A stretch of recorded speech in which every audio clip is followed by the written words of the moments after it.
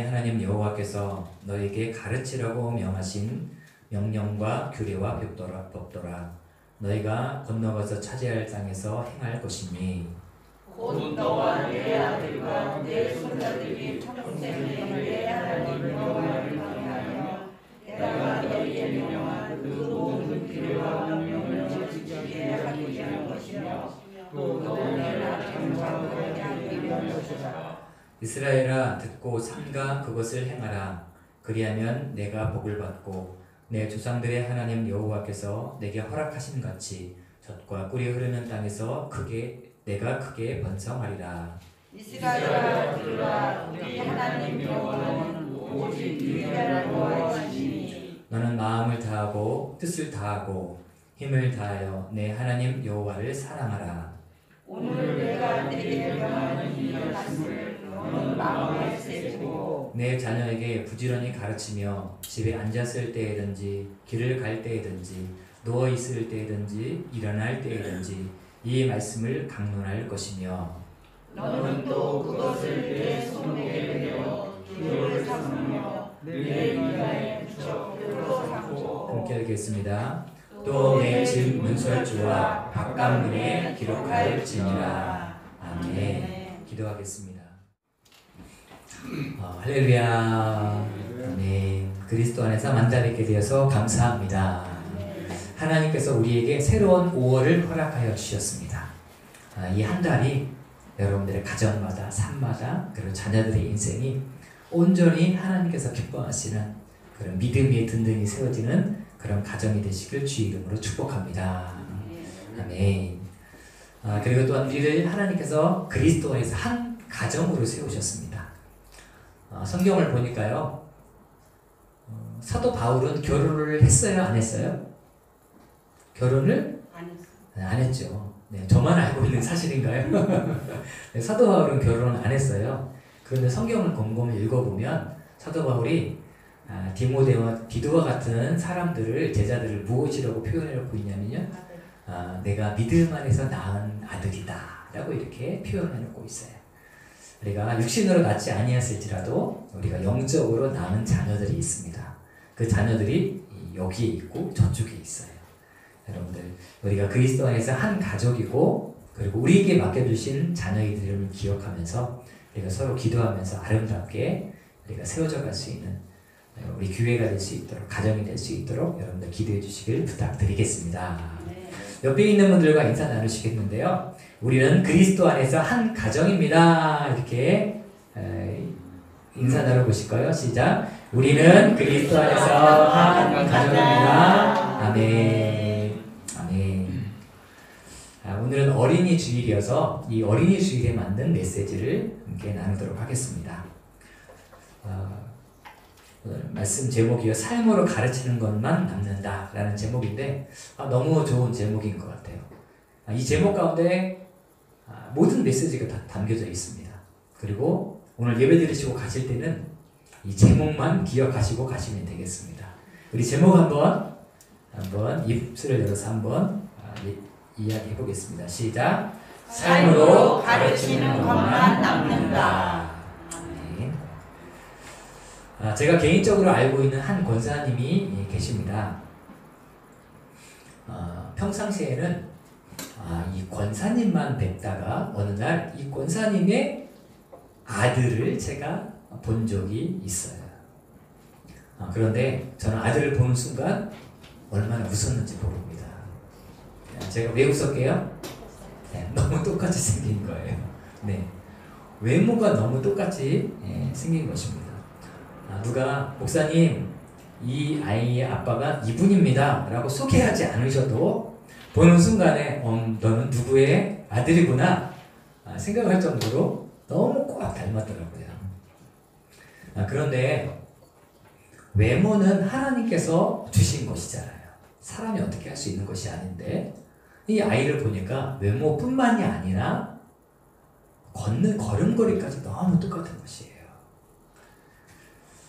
이 권사님은요, 그 권사님은 키가 작고 남자 권사님이신데 스포츠 머리를 하시고 그 다음에 걸음을 걸으실 때마다 팔자 걸음을 걸으셨어요.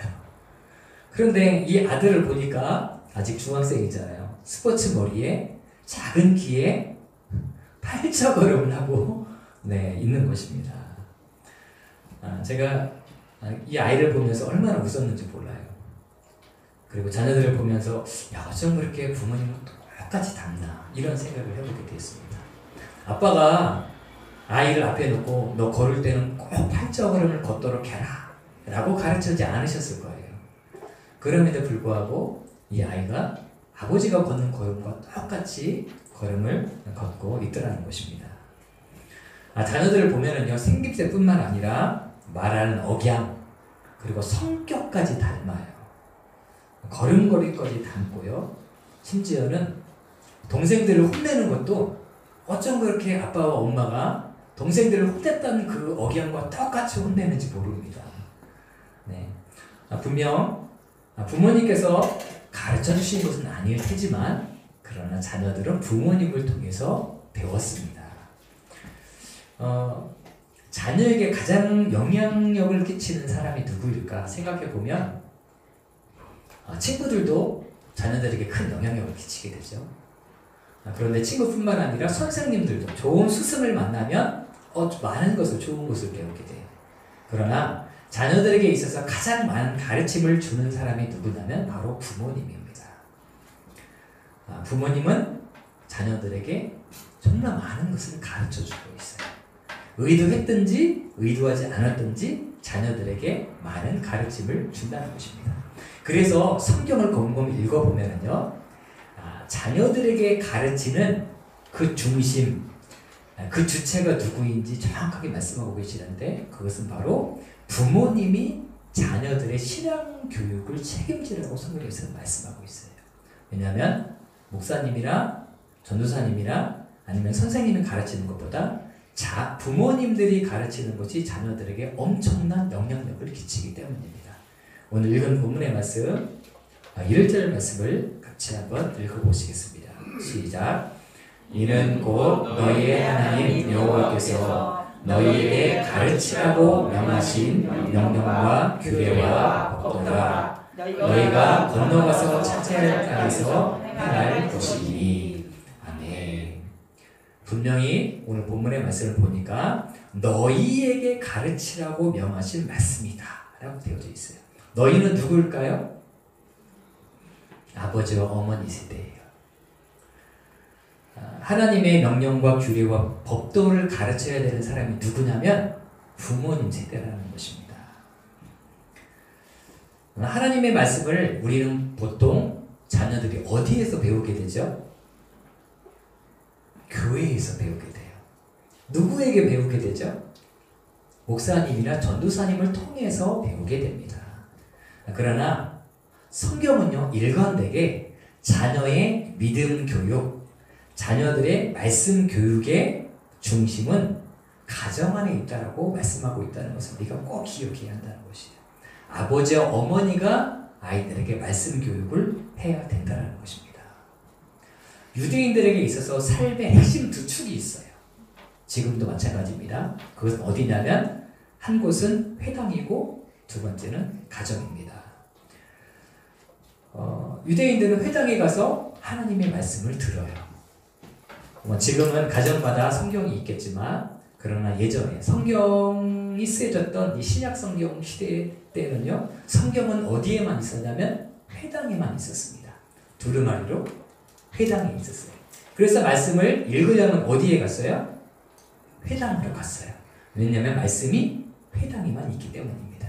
그래서 아버지와 자녀들이 회당에 가서 말씀을 듣고 두루마리를 통해서 읽고 묵상하고 이렇게 배우게 된 것입니다. 그런데 유대인들의 신앙 교육은 여기서 끝나는 것이 아니었어요. 회당에서 읽고 들었던 말씀을 가정의 자리로 가져오게 됩니다. 가정에서 말씀 교육이 계속해서 동일하게 이루어지는 것을 우리가 보게 돼요. 유대인들은 안식일을 지키죠. 안식일은 무슨 요일이에요? 토요일입니다. 그런데 유대인들이 안식일을 지키기 전에 금요일이 되면 가족들이 다 모이게 됩니다. 그래서 흩어져 있던 가족들이 모여서 식사를 하게 돼요. 그런데 식사를 준비하는 시간에 아버지께서 자녀들을 앞에 놓고 자녀들에게 성경 교육을 하게 됩니다. 자녀들은 아버지에게 성경적으로 자신들이 그동안 조금 의아해했던 것, 아직 풀리지 않았던 그런 성경 말씀, 그 이야기들을 아버지에게 이야기를 해요. 아버지, 이건 뭐예요? 이건 왜 이렇게 된 것이에요? 라고 아버지에게 묻습니다. 그리고 아버지는 자녀들에게 하나님의 말씀을 가르치게 된다는 것입니다. 성경 말씀, 하나님의 말씀을 가르치고 배우는 핵심 축 중에 하나가 바로 가정이었다는 것입니다. 아니, 오히려 가정이 하나님의 말씀을 배우는 가장 중요한 공간이었다는 것을 우리가 보게 된다는 것이죠. 오늘 읽은 본문의 말씀 7절과 9절까지의 말씀까지 한 절씩 교독을 하도록 하겠습니다. 내 자녀에게 부지런히 가르치며 집에 앉았을 때에든지 길을 갈 때에든지 누워있을 때에든지 일어날 때에든지 이 말씀을 강론할 것이며 너는 또 그것을 내 손목에 메어 기호를 삼으며 내 미간에 붙여 표로 삼고 함께 읽겠습니다. 또 내 집 문설주와 바깥문에 기록할지니라. 아멘. 부지런히 가르치라고 되어져 있어요. 7절에 보면 내 자녀에게 부지런히 가르치라. 누구에게 주시는 말씀이에요? 부모 세대에게 주시는 말씀이에요. 7절의 마지막 부분, 이 말씀을 강론하라 라고 말씀하십니다. 누구에게 주시는 말씀이에요? 부모 세대에게 주시는 말씀이라는 것입니다. 뿐만 아니라 너는 또 그것을 내 손목에 메어 기호를 삼으며 내 미간에 붙여 표로 삼고 또 내 집 문설주와 바깥문에 기록할지니라 라고 이렇게 되어져 있습니다. 하나님의 말씀을 계속해서 볼 수 있고 하나님의 말씀 속에 나아갈 수 있도록 하라는 것이죠. 그래서 유대인들은요, 앞에 그림을 보시면 요게 뭐냐면요, 내주자라는 것입니다. 문 앞에, 대문 앞에 내주자라는 것을 이렇게 달아놓게 되죠. 이 안에는 하나님의 말씀이 있습니다. 그리고 심지어는 여기는 호텔이에요. 호텔 앞문에도 이 내주자라는 것을 달아놓게 됩니다. 왜냐하면 오늘 읽은 본문의 말씀에 의거해서 이렇게 살아가고 있는 것이죠.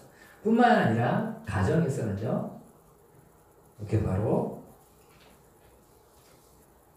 8절 말씀에 보면 너는 또 그것을 내 손목에 메어 기호로 삼으며 라고 되어져 있죠.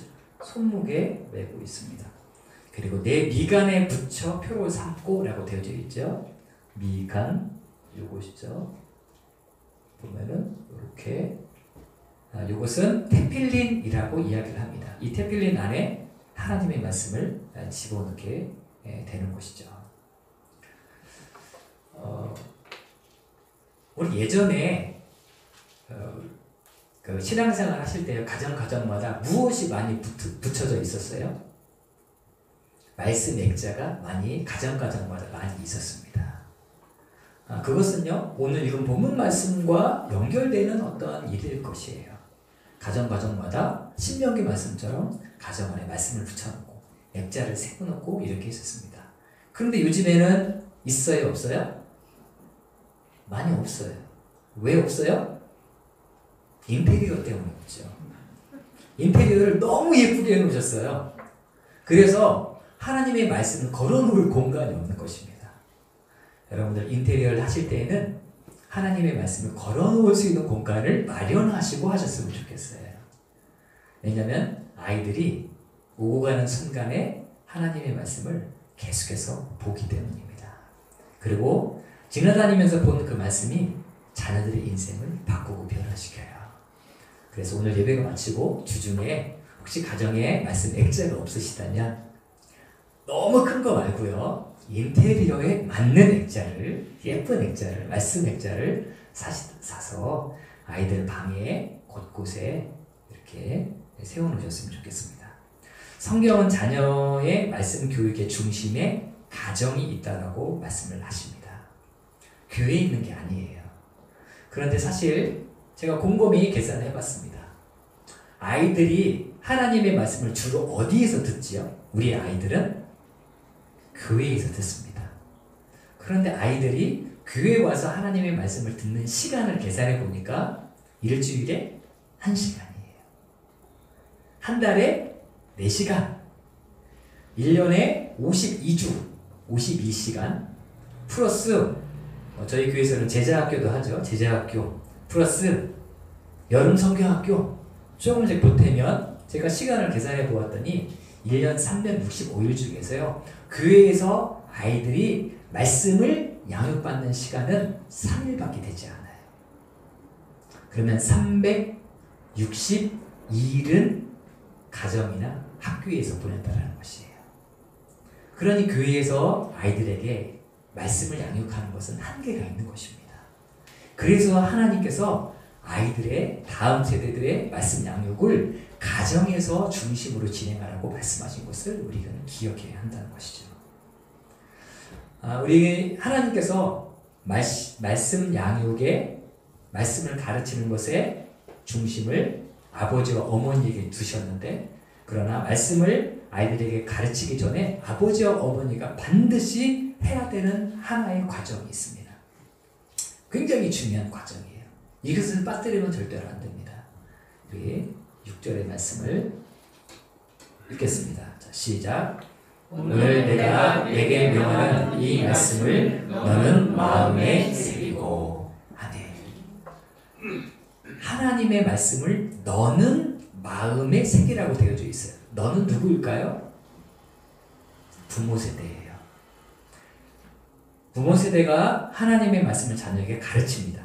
그러나 가르치기 전에 먼저 선행되어져야 하는 것이 있어요. 그것은 하나님의 말씀을 내 안에 먼저 새겨야 한다는 것입니다. 즉 다시 말하면 하나님의 말씀을 내가 먼저 들어야 된다는 거예요. 말씀을 통해서 내가 먼저 변화되어야 한다는 것입니다. 그런데 여기에 보니까 새기다 라는 말씀이 나오죠. 너는 마음에 새기다. 이 새기다라는 말은요, 우리가 어느 곳에 사용되어지냐면, 여러분들 예전에 미술 시간에 학교에 다니실 때에 미술 시간에 고무판이나 나무판에 조각칼로 팠던 기억이 아마 있으실 것입니다. 저는 그런 기억이 있어요. 고무판에 스케치를 하고 그 다음에 그 스케치를 따라서 조각칼로 팠던 기억이 나옵니다. 색이다라는 것이 바로 이것이에요. 그런데 어디에 새겨야 돼요? 마음에 새기라는 것입니다. 누가 새겨야 돼요?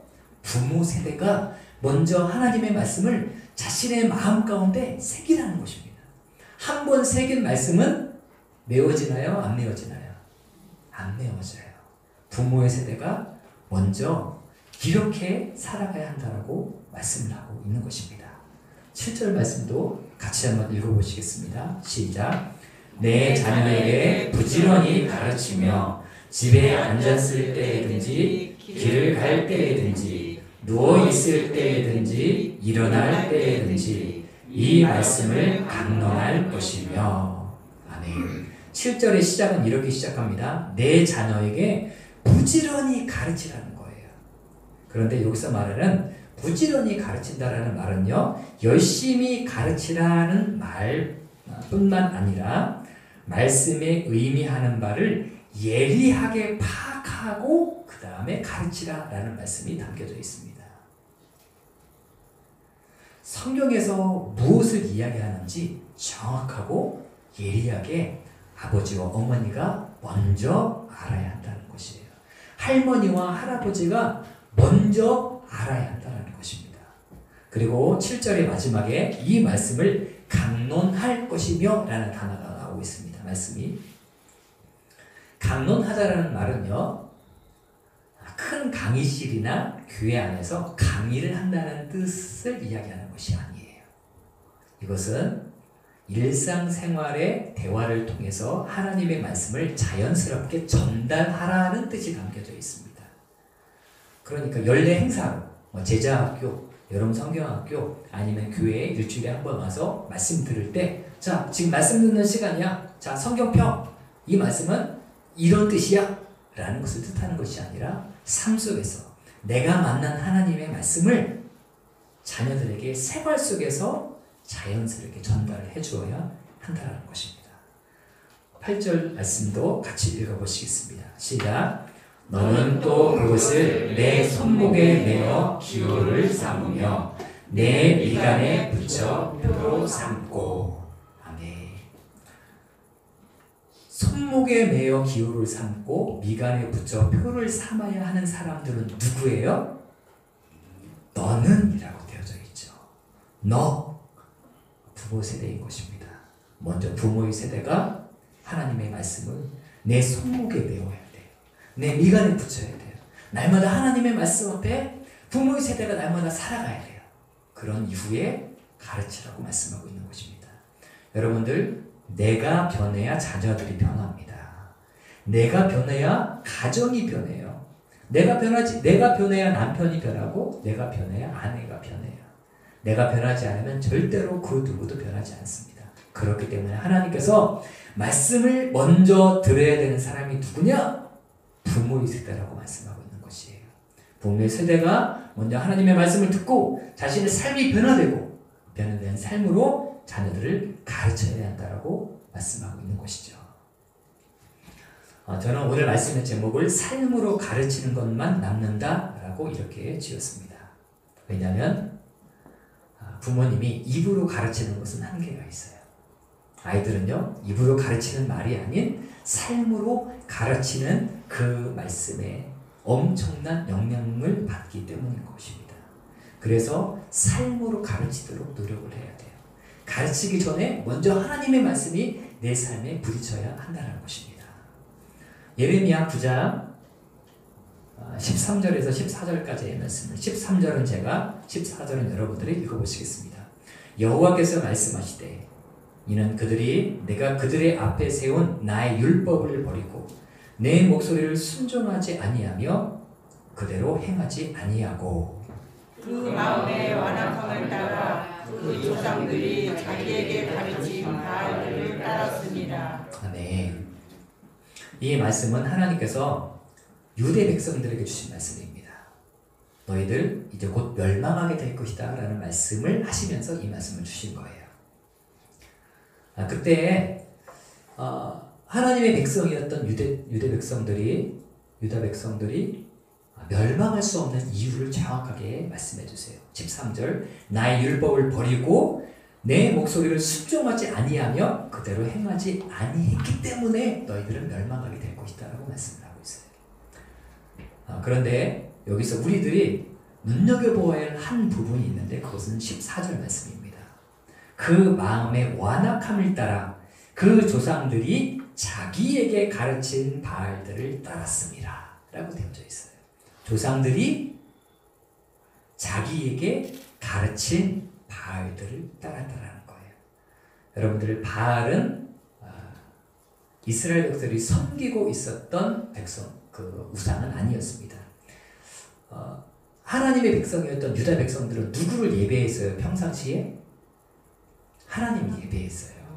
여러분들, 이스라엘 유대 백성들이요, 하나님께 예배하지 않았던 것이 아니에요. 하나님을 예배했어요. 드릴 거 드렸어요.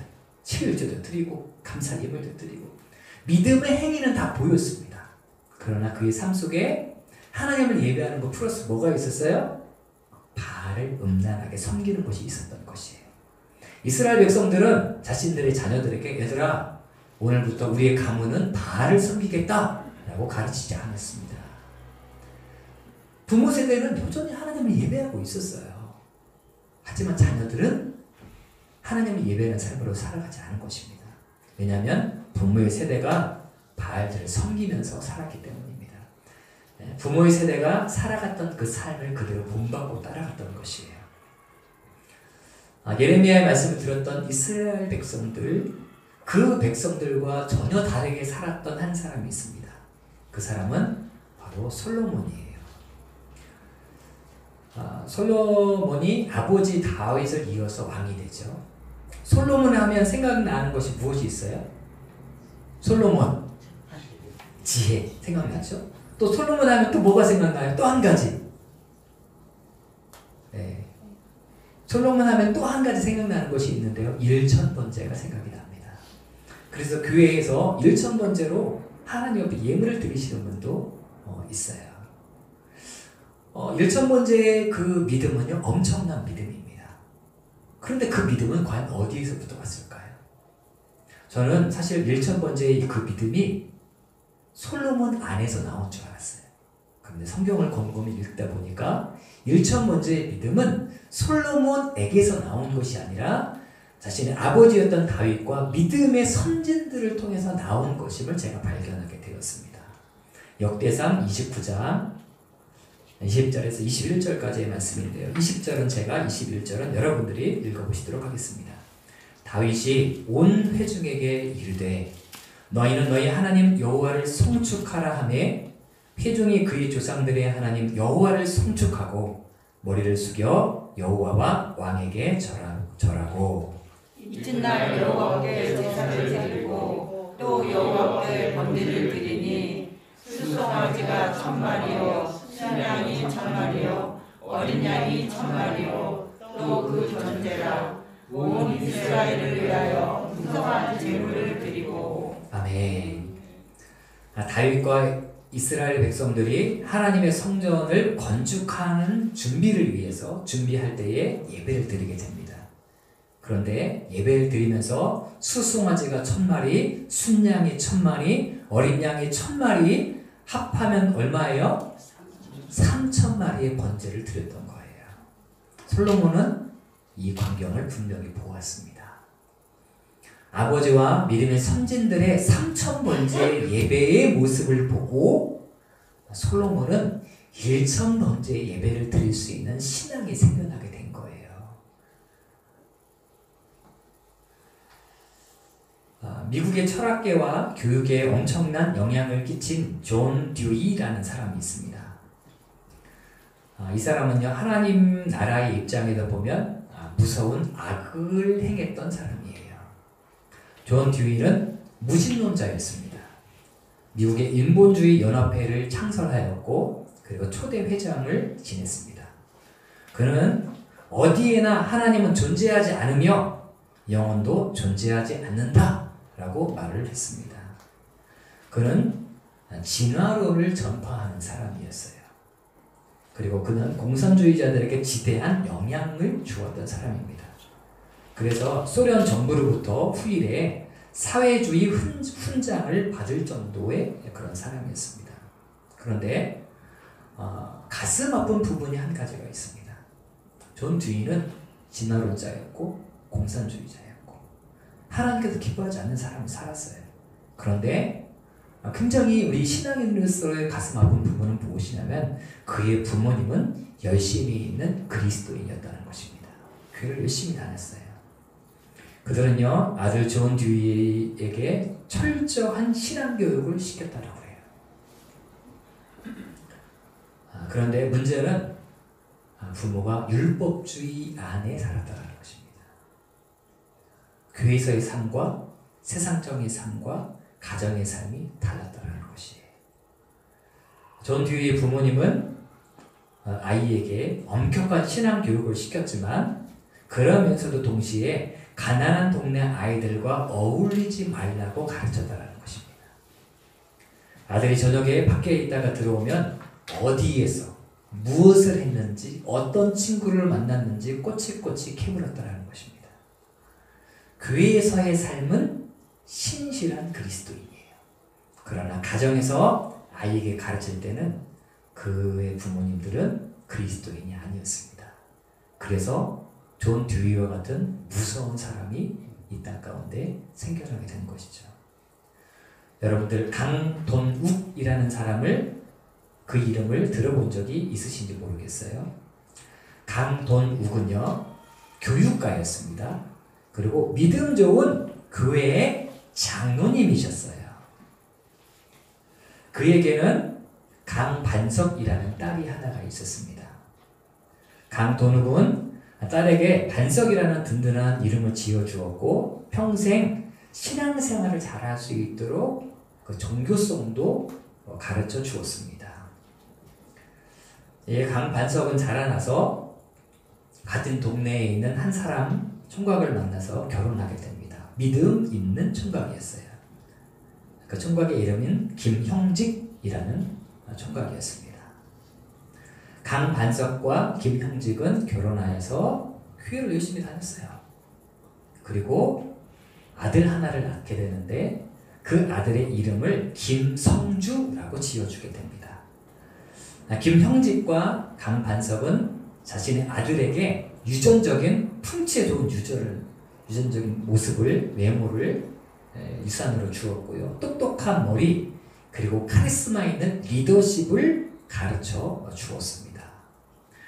그러나 이 김성주는 나중에 자라서 절대로 이 땅에 없어야 되는 그런 사람으로 나중에는 자라나게 됩니다. 이 김성주가 누구냐면 우리가 잘 알고 있는 김일성이에요. 김일성은 그의 할아버지가 교회 장로님이었어요. 신앙생활 열심히 하는 장로님. 그의 아버지와 어머니가 교회 생활을 열심히 하는 사람이었어요. 그런데 그 밑에서, 그 믿음의 가정에서 김일성이 나오는 거예요. 참으로 안타까운 결과인 것이죠. 여러분들, 김일성 같은 사람이 왜 이 땅에 어떻게 그렇게 나올 수 있었을까요? 신앙인의 가정에서, 아니 장로님의 가정에서 어떻게 그 손자가 김일성 같은 사람이 될 수 있었을까요? 한 목사님께서 언젠가 평양을 올라가신 적이 있으시대요. 그래서 김일성의 자서전을 그곳에서 본 적이 있으시다는 것입니다. 그리고 자서전을 보는 순간 목사님의 마음을 두렵게 하는 문장 하나를 발견하게 되었대요. 저도 이 책을 읽으면서 저도 그 글을 읽는데 두렵더라고요. 김일성은 자신의 자서전에 이렇게 써놓았다라고 말씀을 하고 있습니다. 뭐라고 써놓았냐면요, 이렇게 써놨어요. 어머니는 일요일마다 내 손을 붙잡고 붙들고 교회에 갔다. 목사의 설교는 길고 지루했다. 어머니는 계속 졸고 있었다. 라고 쓰여져 놨어요. 이 글을 읽는데 제가 설교를 길게 하면 안 되겠구나 생각도 해보게 되었고, 지루하면 안 되겠구나 이런 생각도 해보게 되는 것이죠. 하지만 중요한 포인트는 뒤에 있습니다. 어머니는 계속 졸고 있었다 라고 쓰여져 놨어요. 그것이 기독교의 배경을 가진 집안에서 자란 김일성이 자서전에 기록한 그의 영적인 경험의 전부였습니다. 이렇게 써놓지 않았어요. 우리 어머니는 날마다 예배자리에 나가서 살아계신 하나님의 은혜를 만났고, 그리고 그 은혜를 우리에게 날마다 가르쳐 주었다 라고 써놓지 않았어요. 사랑하는 여러분들, 우리의 믿음의 자녀들에게 무엇을 가르쳐 왔는지 한번 생각해 보셨으면 좋겠습니다. 혹시 예배에 대한 잘못된 태도를 가르치지 않으셨는지 한번 생각해 보셨으면 좋겠어요. 저희 교회는 그렇지 않지만 큰 교회 가보면요, 예배 시간에 예배나 말씀에 집중하지 아니하시고 뭘 자꾸 이렇게 들춰보시는 분들이 계세요. 주부에 오타가 어디에 있는지 찾고 계시는 분들이 계세요. 예배의 날마다 반복적으로 습관적으로 조시는 분도 계세요. 그런가 하면 늦으시는 분도 조금 계시죠. 우리가 이곳에서 예배하시든지 온라인으로 예배하시든지 우리는 예배에 온전히 집중하셔야 합니다. 왜냐하면 자녀들이 보고 있기 때문이에요. 여러분들, 이 시대에 특히 코로나 바이러스가 우리나라와 전 세계를 휩쓸고 있는 시대에 여러분들, 우리의 자녀들에게 두려움을 가르치면 절대로 안 됩니다. 그리스도인들은요, 두려워하는 자가 아니에요. 이곳에서 예배하실 수도 있고 가정에서도 예배하실 수도 있어요. 그런데 중요한 것은 담대함을 아이들에게 가르쳐야 합니다.